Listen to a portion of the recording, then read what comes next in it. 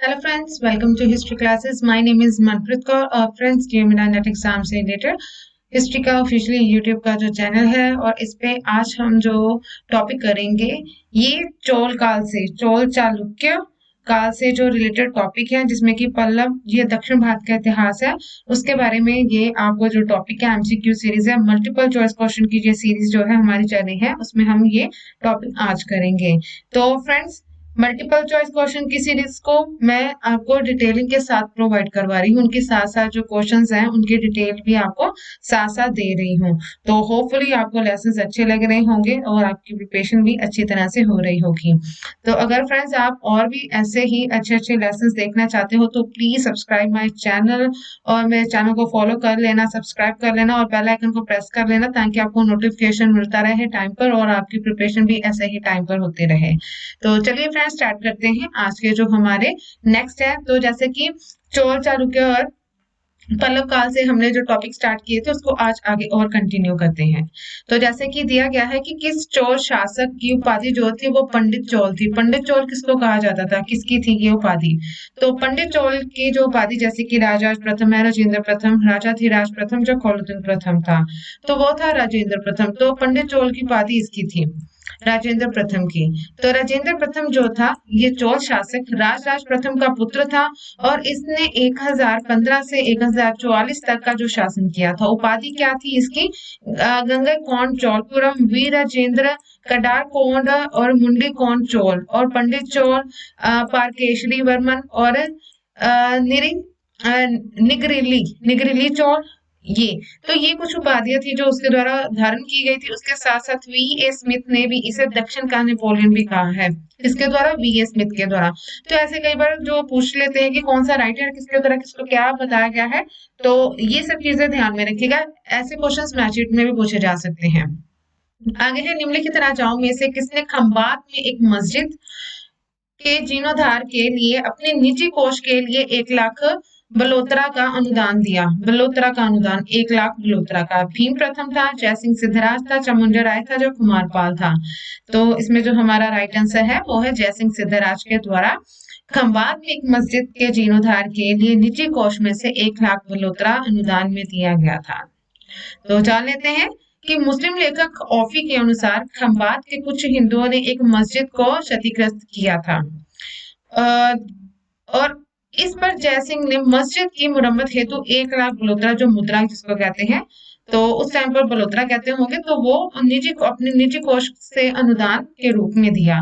जयसिंह सिद्धराज गुजरात के चालुक्य वंश का एक जो कह लो कि प्रमुख शासक था और अपनी माता के कहने पर ही इसने सोमनाथ मंदिर के दर्शनार्थ जाने वाले यात्रियों पर लगाने वाला एक तीर्थ यात्रा कर समाप्त कर दिया।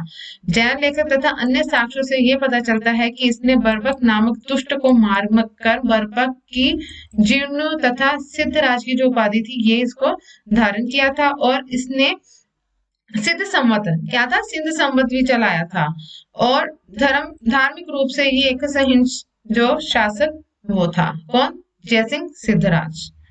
आगे है चोल काल में राशि जिसको क्या कहते हैं? धान के रूप में संग्रह किए जाने वाले भूमि राजस्व को किसने मापते हैं? कलम, कुंडल, कुलुज या कुरम। तो भूमि माप की जो इकाई होती है भूमि राजस्व को एक धान के रूप में जो मापा जाता है वो किससे मापा जाता है? तो वो होता है हमारा जो राइट आंसर कलम, कलम के रूप में। तो चोल राज्य की प्रमुख जो साधन भूमिका था। भूमिका ग्राम सभाएं एकत्रित करके सरकारी खजाने में जमा करती थी। इसके लिए चोल शासकों में समाप्त जो भूमि होती थी उसकी माप कराई जाती थी, उसका माप कर दिया जाता था और उत्पादकता के आधार पर कर निर्धारित किया जाता था। आधे से लेकर चौथाई भाग तक की आधे से चौथाई भाग तक ये होता था। प्रत्येक ग्राम एवं नगर में रहने वाले स्थान मंदिर या तालाब हो, कारीगर के आवास हो या श्मशान हो आदि सभी प्रकार के करों से ये मुक्त होते थे। कृषकों को ये सुविधा थी कि वे भूमि का नकद अथवा द्रव्य के रूप में दे सकते हैं, कि वस्तु विनिमय जो होता है वो। चौल काल में राशि धान के रूप में संग्रह किए जाने वाला एक भूमि राजस्व को कलम से मापते थे। जो कलम होती थी, तो अलग अलग काल में अलग अलग भूमि मापन की इकाई होती थी, तो यहाँ पर चौल काल में कलम था। कलम जो होता था ये भार मापक की इकाई थी और नाज की मात्रा यहाँ पर मापी जाती थी। एक कलम धान जो होता था वो 3 मन के बराबर होता था। अकाल व दैवीय जो आपदाएं आती थी, जो मुसीबतें आती थी, उसी के समय जो भूमि का होता था उसको माफ कर दिया जाता था। कभी कभी करों को उनको वसूलते समय जनता से कठोर भी होना पड़ता था, कि उनसे कठोरता से भी जो कर है वो वसूला जाता था। तो ये चौल काल में ध्यान में रखिएगा कि जो धान के रूप में संग्रह किया जाता था भूमि राजस्व, वो उसको जब मापा जाता था वो होता था कलम के रूप में। आगे है, जो स्थानीय स्वशासन के लिए उत्तरदायी समितियों के सदस्यों से संबंधित में निम्नलिखित में से कौन से जो कथन है वो सही नहीं बताए गए हैं। तो जैसे कि फर्स्ट है कि ये मतदान द्वारा चुने जाते थे, जब ये चिट्ठी निकाल कर चुने जाते थे, जब सदस्य बनने के लिए कर्तव्य शर्तों को पूरा करना होता था, जब चोरी के अपराध में दंडित कोई व्यक्ति सदस्य नहीं बन सकता था। तो इसमें जो राइट आंसर है वो ये है कि मतदान जो होता था वो चुने जाते थे, मतदान द्वारा वो चुने जाते थे। जो समितियां होती थी उनके जो सदस्य थे उनको एक मतदान के द्वारा चुना जाता था। तो जैसे कि व्याख्या जान लेते हैं कि स्थायी स्वशासन जो होता था चोल प्रशासन की एक मुख्य विशेषता थी। शासन को सुचारू रूप से चलाने के लिए समस्त साम्राज्य जो होता था वो मंडलों में विभाजित किया जाता था। मंडलों को कोटुमों में और कोटुम जो होते थे वो नाडु में, और उनको विभक्त किया जाता था। एक नाडु में अनेक पुरम भी आ जाते, जैसे कि एक भाग को उसके आगे भाग बांट देना, फिर उसको उसके उसके आगे भी उसको कई हिस्सों में बांट देना। तो ऐसे ये क्षेत्र जो थे वो बटे हुए थे। तो मंडल को कोटम में, कोटमों को नाडुओं, और नाडुओं जो एक नाडु होता था उसमें अनेक पुरम आ जाते थे। जो अनेक गांवों के समूह होते थे उसको कहा जाता था। कुरम को अनेक नगरों व गांवों में भी जो विभाजित किया जाता था। मंडलम जब का जो प्रशासन होता था शासक के द्वारा नियुक्त किया जाता था। मंडलों से लेकर ग्रामों तक का जो स्थानीय सभाएं थी उसकी व्यवस्था की जाती थी।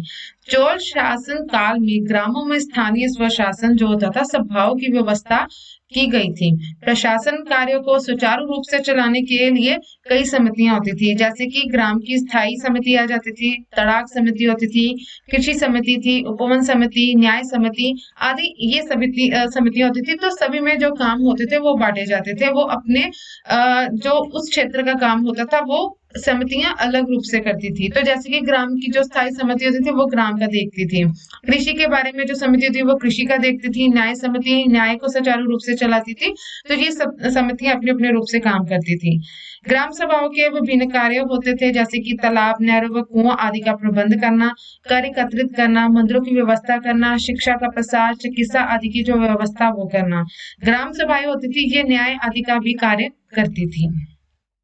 तो ये पूरा बताया गया कि जो सदस्य होते थे उनको मतदान के द्वारा चुना जाता था और उनको भी आगे समितियों को बांटा जाता था और अपने सुचारू रूप से वो काम करते थे। आगे है तंजौर के वृद्धेश्वर मंदिर का जो निर्माण था वो करवाया गया था किसके द्वारा? वृद्धेश्वर मंदिर का जो निर्माण किसके द्वारा करवाया गया था? पुलकेशन द्वितीय, राजराज प्रथम, विष्णुवर्धन या वीर पांड्य? तो वो था राजराज प्रथम, इसके द्वारा करवाया गया था। चोल शासक राजराज प्रथम ने प्रसिद्ध वृद्धेश्वर मंदिर का जो निर्माण है वो 1010 में करवाया। इस मंदिर के विषय में पर्सी ब्राउन जो है उसका कथन ये बताया गया है कि विमान न केवल द्रविड़ शैली की सर्वोत्तम रचना है अपितु इसे समस्त भारतीय स्थापत्य की कसौटी भी कहा जाता है। तो फ्रेंड, जैसे कि मैंने मेरे चैनल पर जाकर जरूर देख लेना, वहां पर मैंने मंदिर स्थापत्य कला के बारे में बताया हुआ है, जिसमें मैंने पहले मंदिर क्या होते हैं मंदिरों के बारे में, उसके साथ साथ उनकी जो शैलियां आ जाती है नागर, वेस्तर और द्राविड़ शैली, तो तीनों के बारे में बहुत ही डिटेलिंग में बताया है कि नागर के जो मंदिर होते हैं वो किस प्रकार के देखने को मिलते हैं, द्राविड़ शैली के जो मंदिर बनाए जाते हैं उसमें क्या क्या चीजें प्रमुख होती है जिनसे पता चलता है कि ये नागर शैली के है और ये द्राविड़ के। और जो वेसर शैली आ जाती है वो नागर और द्राविड़ दोनों का मिश्रण होती है, उससे जो मंदिर है वो भी पता चलता है कि कौन सा उसका ऊपरी हिस्सा किस शैली का बना हुआ है, जो गर्भगृह है वो किस रूप से बना हुआ है, तो वो सभी पता चल जाते हैं। तो ऐसे ही ये जो है, जो उसका विमान ना केवल द्रविड़ शैली की सर्वोत्तम रचना है, समस्त जो स्थापत्य है उस कसौटी भी उसको कहा जाता है। तो ये द्रविड़ शैली के बारे में बताया गया है। तो आगे है, श्री वल्लभ उपाधि किसकी विशेषता थी? तो श्री वल्लभ उपाधि किसकी विशेषता थी? गुप्तों की, पल्लवों, वाकाटकों या चालुक्यों की? ये जो हमारा राइट आंसर होता है ये है चालुक्यों की। तो चालुक्य शासन जो था ये परंपरा में राजपथ अनुवांशिक था। चालुक्य राजाओं की जो उपाधि थी वो सत्याश, श्री पृथ्वी वल्लभ, महाराज धीराज, परमेश्वर भट्टारक थी। और 608 ईसा में जब पुलकेशन द्वितीय जब गद्दी पर बैठा था तो उसने श्री पृथ्वी वल्लभ सत्याश की उपाधि को उसको धारण किया। जो चालुक्य राजा था परमार भट्टारक भी था। अंत अपने नाम से परमेश्वर को भी उसने जोड़ा था। आगे है, किस एक चोल शासक ने रामानुज को उत्पीड़ित किया और अपने राज्य से उसको बाहर निकाल दिया था? तो किसके द्वारा ये किया गया था? तो इसका जो राइट आंसर होता है वो कोलोतुंग द्वितीय था, ना कि प्रथम। ये कोलोतुंग द्वितीय था जिसने कि रामानुज को उत्पीड़ित किया और उनको अपने राज्य से बाहर कर दिया था। तो ये कौन थे जान लेते हैं। कोलोतुंग द्वितीय कट्टर शैव था और अपनी धार्मिक भावनाओं से पुष्टि के लिए उसने चिदम्बरम के सुप्रसिद्ध जो नटराज मंदिर के सुवर्धन में प्रभूत धन संपत्ति दान किया और नटराज मंदिर के प्रांगण में स्थापित गोविंद राज की जो भव्य मूर्ति को समुद्र में फेंकवा दिया था और अपने धार्मिक दबाव रूप रामानुजाचार्य को तिरुपति छोड़ना पड़ा था, क्योंकि उसने उनको उत्पीड़ित किया था जिसके कारण उनको क्या था, तिरुपति जो था वो छोड़ना पड़ा था। आगे है, चोल शासन में अधिकारियों का चयन करते समय निम्नलिखित में से किन प्रक्रियाओं का जो प्रयोग किया जाता है? कि सभी स्वामियों की पात्रता या पद परिवर्तन, लॉटरी द्वारा चयन करना, जो उम्मीदवारों का मनोनयन करना। तो इसमें जो राइट आंसर हमारा होता है वो क्या दिया गया है कि पद परिवर्तन और लॉटरी द्वारा उनका चयन। तो ये जो होते थे इनके द्वारा जो चोल शासन के अधिकारी होते थे उनका चयन किया जाता था। ये प्रक्रिया उस टाइम पर चलती थी। तो इसकी जो एक व्याख्या उसको जान लेते हैं कि चोल शासन जो था जिसमें कि परातक प्रथम उसके उत्तर मेरु लेख से अधिकारियों के चयन की जो सूची है वो मिलती है। इसके अनुसार केवल वे ही व्यक्ति सदस्य के पात्र होते थे जिनकी क्या थी कि 35 से 70 आयु वर्ग के और जिनके पास 14 बिल्ली भूमि होती थी, जो किसी एक वेद या उसके भाष्य का ज्ञाता होता था और जिसके पास अपना आवास भी होता था। कि उम्र के लोग हों जिनके पास अनुभव हो, वेद और भाषा का ज्ञान हो, तो अपना आवास हो और साथ ही साथ कुछ भूमि भी हो, तो वैसे जो लोग होते थे वो सदस्य के पात्र होते थे। इसके अतिरिक्त चुनाव लॉटरी पद्धति से भी किया जाता था और पद परिवर्तन की भी व्यवस्था थी कि यदि कोई व्यक्ति पहले किसी समिति का सदस्य रह चुका है 3 साल के बाद पुनः किसी अन्य समिति का वो सदस्य चुना जा सकता है, क्योंकि उसको अनुभव होगा उस चीज के बारे में, तो इसलिए वो उसको दोबारा चुन सकते थे। लेकिन उम्मीदवारों के मनोनयन की कोई जो सूचना वो नहीं मिलती है। तो ये उनके सदस्यों का चयन किस प्रकार होता था वो बताया गया है। आगे है, निम्नलिखित में से किसकी उपाधि त्याग समुद्र थी? तो त्याग समुद्र जो थी वो किसकी उपाधि बताई गई है? तो जैसे कि ऑप्शंस दिए गए हैं, चंद्रगुप्त विक्रमादित्य, हर्ष, जयसिंह सिद्धराज या विक्रमचोल। तो इसमें जो हमारा राइट आंसर होता है वो है जो जिसकी जो उपाधि दी गई थी विक्रमचोल। तो इसको त्याग समुद्र कहा जाता है विक्रमचोल को।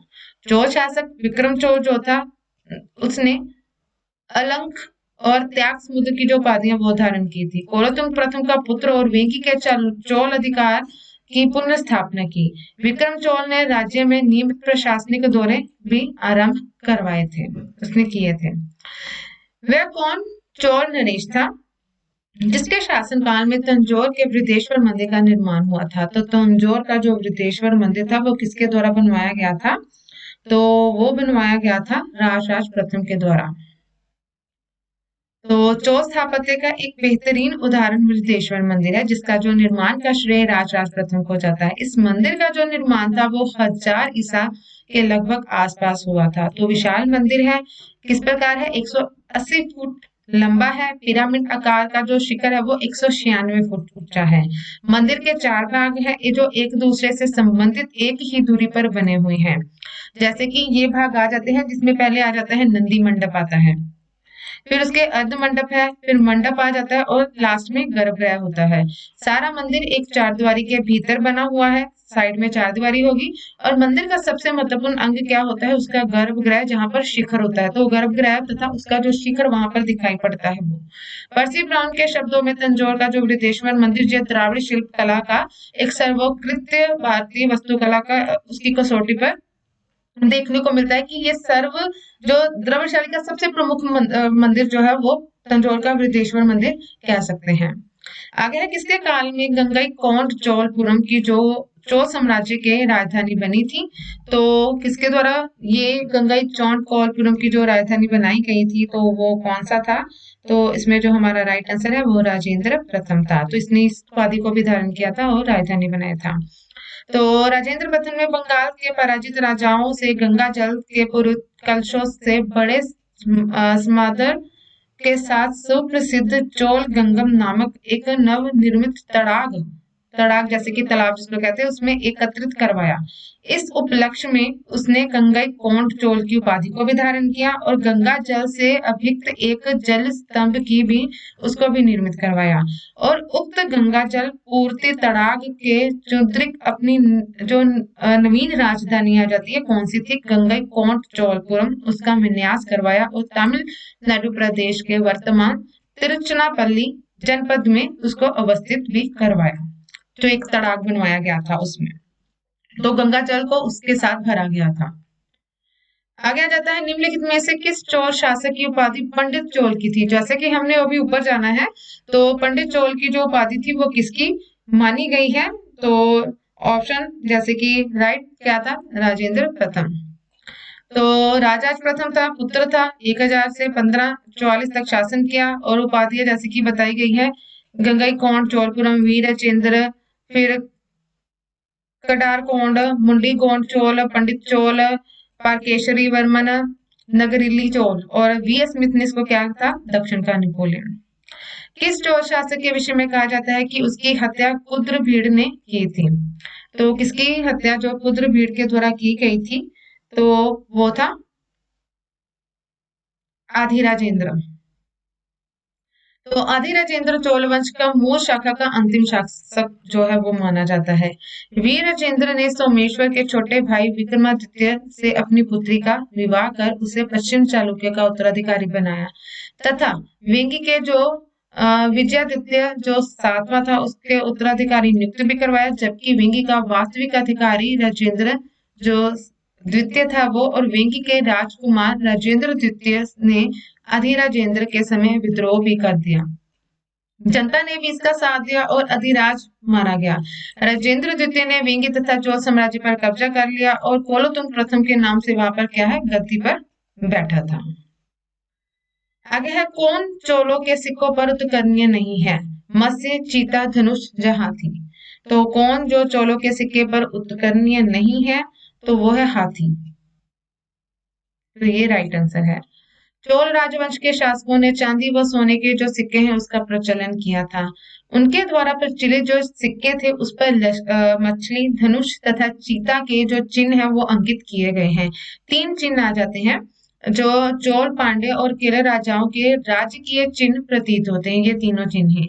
इस सभी राज्यों के अधिकार करने के उपरांत चोल शासकों ने उक्त चिन्हों से युक्त जो सिक्का उसका प्रचलन किया और इससे यही स्पष्ट होता है कि चोलों के सिक्कों पर हाथी का जो अंकन है वो प्राप्त नहीं होता है। मत्स्य, चीता और धनुष इनका मिल जाता है, मछली, धनुष और चीते का, लेकिन जो हाथी है उसका अंकन नहीं प्राप्त होता है। आगे है, कौन गंगई कोंड विरुद्ध से सम्मानित था। तो हमने अभी जाना है, तो कौन सम्मानित था इससे, तो वह है राजेंद्र प्रथम। गद्दी पर जब ये बैठा था उसने बंगाल के पाल नरेश महिपाल को हराकर गंगा जल प्राप्त किया तथा इस सफलता पर गंगा कोंड की उपाधि भी धारण की, क्योंकि गंगा जल प्राप्त किया और उसके नाम से उसने उपाधि धारण की थी। इसके उपलक्ष्य उसने गंगा कोंड चोलपुरम में एक मंदिर की स्थापना भी करवाई और इसको अपनी राजधानी भी बनाया। राजराज प्रथम आ जाता है, उसने दक्षिण के केरल पांड्य तथा सिहल राजाओं को हराया तथा केरल नरेश को पराजित करके उसके उपलक्ष्य में कंडलूर शैल्य क्रम मरुत की जो उपाधि थी वो धारण की। और कोलोतुंग प्रथम जो था ये पूर्वी चालुक्य नरेश राजा का पुत्र था और इसने 1070 से 72 सौदागरों का एक दल जो था वो चीन भेजा था। चोल लेखों में इसके करों को हटाने वाला भी कहा गया है, किसको? कुलोत्तुंग प्रथम को। और महेंद्र वर्मन पल्लव राजवंशों में महानतम शासक था। इसने मत्स्य विलास, विचित्र चित्र, गुणवार नामक जो उपाधियां थी उसको धारण भी किया था। चोल देशों में वीर पत्तन का तात्पर्य क्या था? वीर वल्लुंज व्यापारियों की बस्तियां, वीरों का नगर, नगर रक्षकों की बस्तियां, जहाँ काफिले राक्षसों की जो बस्ती होती थी उसको। तो वीर पत्तनों का तात्पर्य क्या है? तो वीर पत्तनों का तात्पर्य है वीर वल्लुंज व्यापारियों की जो बस्तियां होती थी उनको कहा गया है। तो ये हमारा ए राइट आंसर होता है। चोल देश में वीर पत्तनों का तात्पर्य वीर वनुज व्यापारियों की बस्तियां थी। ये व्यापार के मामले में सरकार से प्राप्त विशेषाधिकारों का भी प्रयोग करते थे। आगे है कौन परागमन शुल्क समाप्त करने के कारण सुंगन विरुद्ध से सम्मानित था। तो कौन सा था वो? तो इसमें राइट आंसर है हमारा कुलोत्तुंग प्रथम, जो सी है। कुलोत्तुंग प्रथम जो था ये चोल वंश का एक महानतम शासक था। अपने पराजित को प्रजाहित को व्यक्तिगत हितों से उसने ऊपर रखा था। इसके लिए उसके अनेक सुधार भी किए और चोल लेखों में उसे शुंगन वृत्ति जो करों का हटाने वाला ये भी कहा गया है। उसके बाद जो राजा प्रथम आ जाता है, ये चोल राज्य का वास्तविक संस्थापक माना जाता है। उसने राजा रवि वर्मन को परास्त कर शालिकल मरुत की जो उपाधि थी वो धारण की। उसके बाद राजेंद्र प्रथम इसने बंगाल के महिपाल को हराकर गंगा जल चोल राज्य में लाया और गंगई कोंड चोलपुरम की जो उपाधि थी उसको धारण किया, गंगई कोंड की उपाधि धारण की और साथ ही गंगई कोंड चोलपुरम जो राजधानी थी वो उसको बनाया। निम्नलिखित में से कौन चोल राजा नहीं था? इसमें से कौन जो चोल राजा नहीं था? कारिकल, कोकिल, विक्रमादित्य, आदित्य प्रथम, जब प्रांतक प्रथम है। तो चोल राजा जो नहीं है वो उसका जो हमारा राइट आंसर दिया गया है वो है ऑप्शन सी, कोकिल विक्रमादित्य। ये जो था ये कल्याणी के उत्तरकालीन पश्चिमी चालुक्य राजा था। कारिकाल जो था इसका संगमकालीन चोल राजाओं में सर्वाधिक महत्वपूर्ण शासक था। समय 190 ईसा का था। इसी समय ही पुहार पत्तन का भी निर्माण हुआ और फिर उसके बाद आदित्य प्रथम ये मध्य था और फिर विजयालय का ये पुत्र माना गया है। कावेरी नदी के मुहाने पर श्याम मंदिरों का इसके द्वारा निर्माण करवाया गया। प्रांतक प्रथम आ जाता है 907 से 955 के मध्य था। पांड्य व सिंहल नरेश के सम्मिलित सेना को इसने पराजित किया था। तो ये सभी के बारे में हमने जान लिया है। उसके साथ है आगे किसने शासनकाल में महिलाओं को उच्च पदों पर नियुक्त किया जाता था? तो वो थे चालुक्य। तो ये क्वेश्चन हमने पहले भी जाना है, ये पहले भी आ चुका है। तो महिलाओं को चालुक्यों के द्वारा उच्च पदों पर नियुक्त किया जाता था। तो चालुक्य वंश के लोग थे ये जो महिलाओं को उच्च पद पर नियुक्त करते थे। राजकुमारियां प्रदेशों की शासिका होती थी। जय सिंह द्वितीय की जो बड़ी बहन थी अक्का देवी एक प्रांत का शासन वो चलाती थी। तो इस प्रकार यही से पता चलता है कि चालुक्य वंश के जो लोग थे वो जो स्त्रियां होती हैं उनको भी ऊंचे पदों पर नियुक्त करते थे। आगे है प्रसिद्ध संस्कृत लेखक डंडिन किसकी सभा को अलंकृत करते हैं? तो डंडिन किसके सभा को अलंकृत करते थे? तो इसमें जो राइट आंसर दिया गया है वो है पल्लव। तो ये पल्लव काल में थे। ललिता पूर्ण साहित्य सर्जना करने वाला महाकवि डंडिन पल्लव के संरक्षित कवि थे, जिनका प्रमुख काव्य दक्ष कुमार चरित्रम और डंडिन नरसिंह वर्मन द्वितीय की राजसभा में भी रहते थे। उसके बाद नरसिंह वर्मन निम्नलिखित में से किस पल्लव राजा की उपाधि राज सिंह थी? तो नरसिंह वर्मन प्रथम था, महेंद्र वर्मन द्वितीय, परमेश्वर वर्मन या नरसिंह वर्मन द्वितीय। तो जो राज सिंह की जो कौन सा पल्लव राजा की ये उपाधि थी? तो राइट आंसर है नरसिंह वर्मन द्वितीय की। इसकी अन्य भी उपाधि थी जिसमें कि शंकर भक्त और अग्रम प्रिय भी आ जाती हैं। आगे है मंदिरों में से किस एक का संबंध चोलों से माना गया है? तो खजुराहो का कंजरिया महादेव मंदिर, एलोरा का कैलाशनाथ मंदिर, भुवनेश्वर का लिंगराज मंदिर या तंजौर का वृत्तेश्वर मंदिर। तो राइट आंसर है डी, तंजौर का वृत्तेश्वर मंदिर। ये किससे संबंधित है? ये चोल काल से संबंधित है। राजा प्रथम के द्वारा एक महान विजेता था। उसके साथ साथ स्थापत्य कला में भी उसकी निपुणता थी, उसका निर्माता माना जाता है। तंजौर में उसके द्वारा निर्मित करवाया गया था बृहदेश्वर मंदिर। राजराजेश्वर मंदिर व भवन तमिल स्थापत्य का सुंदर स्मारक ये माना जाता है। राजेश्वर मंदिर भी इसको कहा जाता है, उस नाम से भी प्रसिद्ध है। चौर राजाओं के स्नानागार एवं भोजनालय का प्रबंध कौन देखता था? तो वहां पर कौन भोजनालय का प्रबंध देखती थी? तो स्त्रियां पुरुष समान रूप से देखते थे, तो दोनों ही देखते थे। तो राइट आंसर है सी। आगे है, किसके अंतर्गत प्रशासन में महिलाओं की अपेक्षाकृत अधिक भागीदारी थी? तो महिलाओं की प्रशासन में किसकी अपेक्षा अधिक भागीदारी थी? तो जैसे कि हमने अभी जाना है, तो वो है चालुक्य के द्वारा।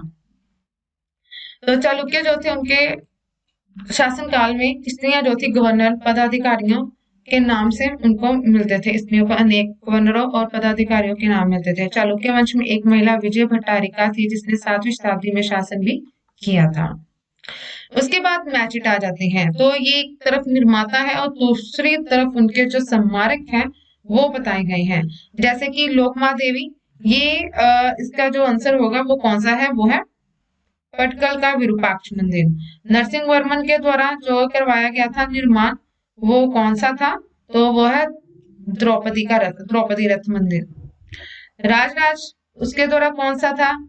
तो राजराज के द्वारा तंजावुर का बृहदेश्वर मंदिर और राज सिंह पल्लव के द्वारा कांची का कैलाशनाथ मंदिर। तो ये निर्माता थे और जो स्मारक वो आ जाते थे। तो ये उसका जो दिया गया है राइट आंसर। तो इसमें देख लेते हैं कि इनमें ऑप्शन में से कौन सा हमारा जो राइट आंसर बनता है, तो वो सी होता है। आगे है, ये असर्शन और रीजनिंग मतलब कि कथन और कारण दिया गया है। तो जैसे कि बताया गया है, कथन ये है कि चोल राजा कुलोत्तुंग ने शैलेंद्र चूड़ामणि विहार को पदथ ग्राम कर मुक्त कर दिया। उसके बाद कारण ये बताया गया है कि कुलोत्तुंग कडारम को नष्ट करने का दावा करता है। तो हमें ये बताना है कि कथन और कारण दोनों सही हैं, दोनों एक दूसरे की व्याख्या कर रहे हैं कि नहीं। तो इसमें जो राइट आंसर है वो है बी।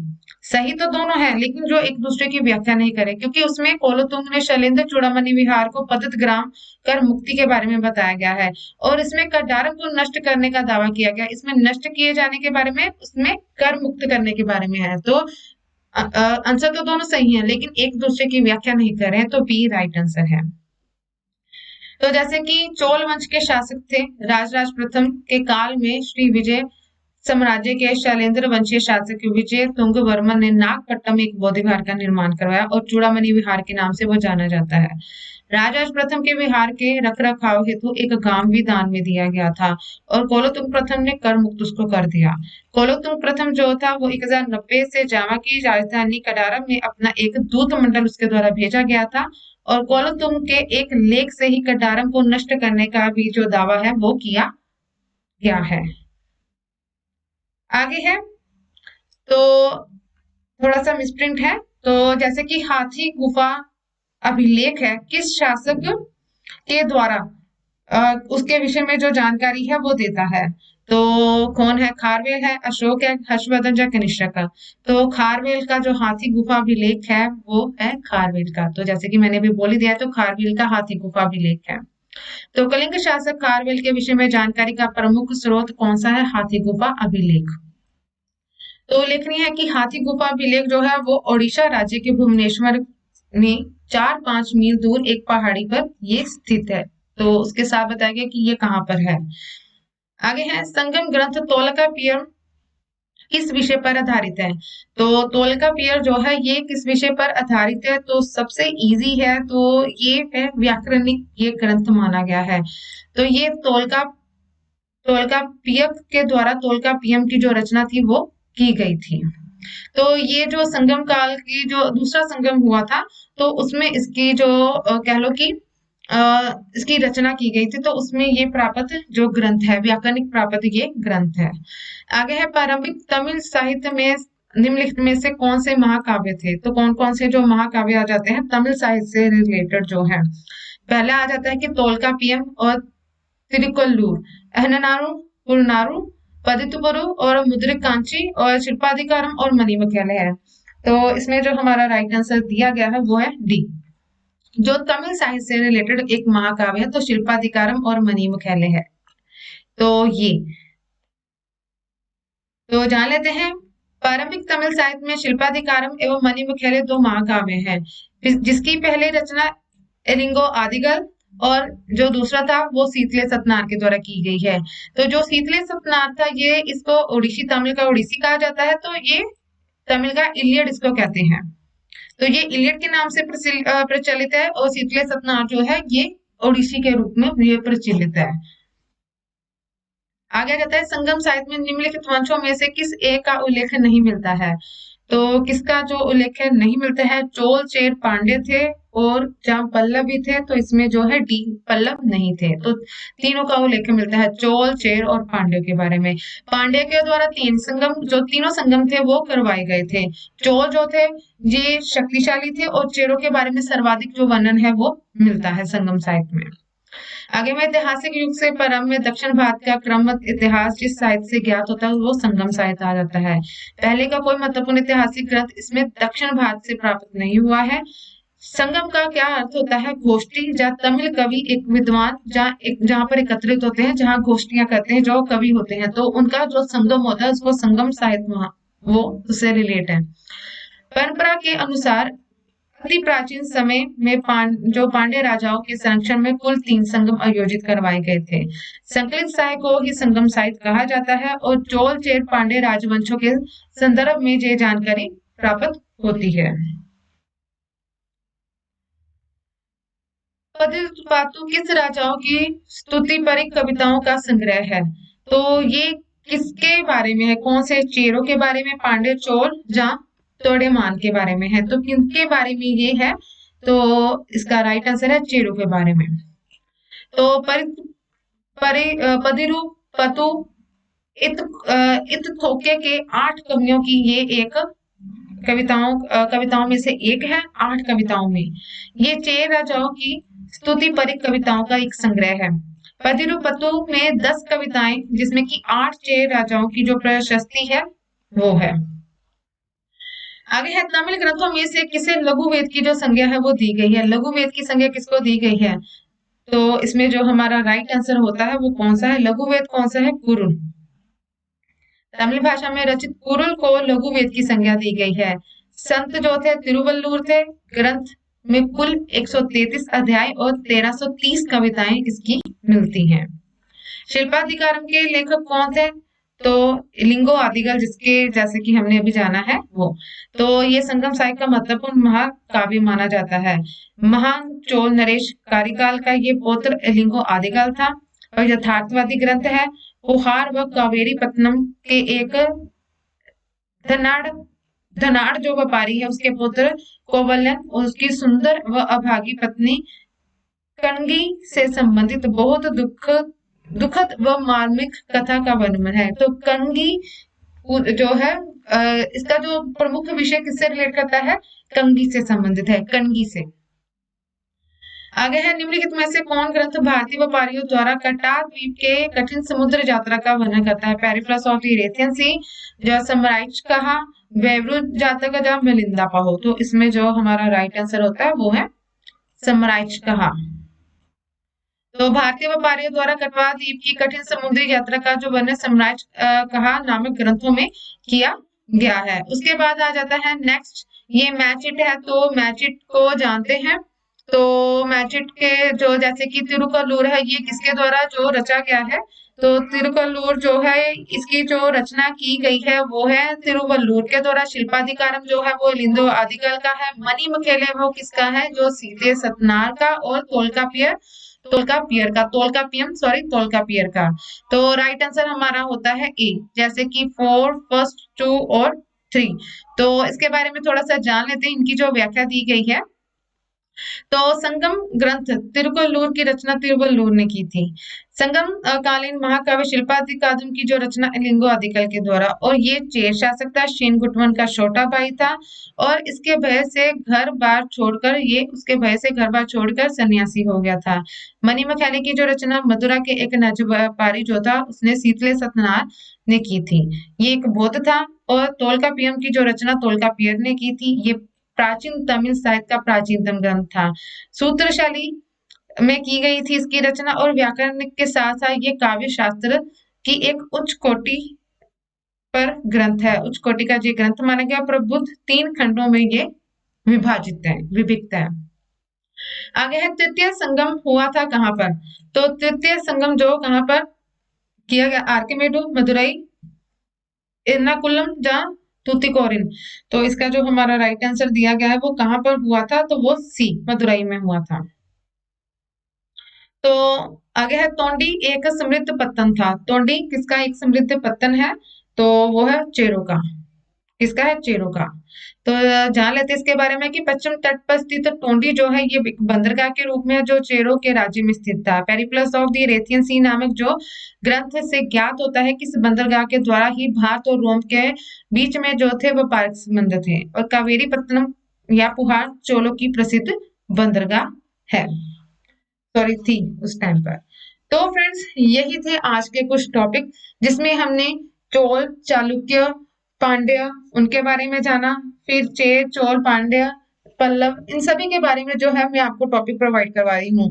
तो चोल, चेल, पांड्य के बारे में कुछ टॉपिक और भी हैं, उसके बारे में हम नेक्स्ट वीडियो में जानेंगे। आज के लिए तो इतना ही। होपफुली ये भी लेसन आपको अच्छे लगेंगे, प्रिपरेशन अच्छी तरह से आपकी होगी।